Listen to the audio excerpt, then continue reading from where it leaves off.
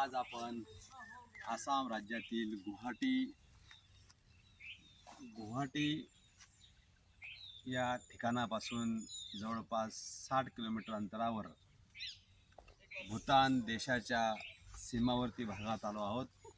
या ठिकाणी आपण एका मेनका टी इस्टेट या चहाच्या इस्टेटला भेट दिली आहे।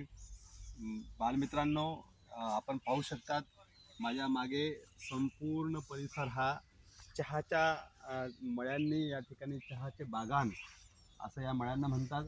आपण जी दैनंदिन जीवनात चहा घेतो त्या चहाचे मळे कसे असतात आपण पाहतात, आपण पाहून घ्या।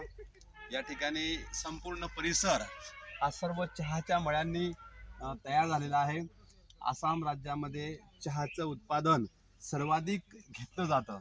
या ठिकाणी चहाचं झाड आपल्या समोर आपण पाहू शकतात। चहाचे रोप कसे असते, या ठिकाणी हे एक एक रोप चहाचं या ठिकाणी लावलं आहे। आणि आपण या ठिकाणी वरचा जो भाग आहे, या वरच्या भागाला ही जी बारीक पत्ती असते, आपण त्याला बारीक पान डीर फुटलेला म्हणतो। आणि हा तोडून तो एकत्रित करून तो कंपनीत जाऊन मग आपल्याला ती चहा तयार होते।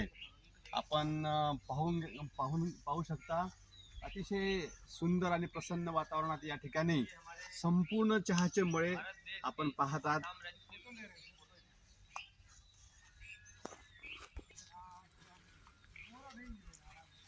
अतिशय नवीन माहिती आपल्याला या व्हिडिओच्या माध्यमातून हे पहा।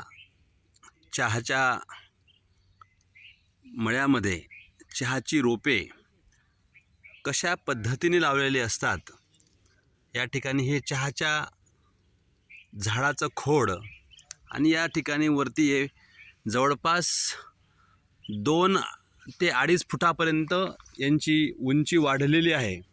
आणि यांची वरचा जो भाग नवीन फुटलेली चहाचे कोंब, आपण त्याला डीर म्हणूया, याची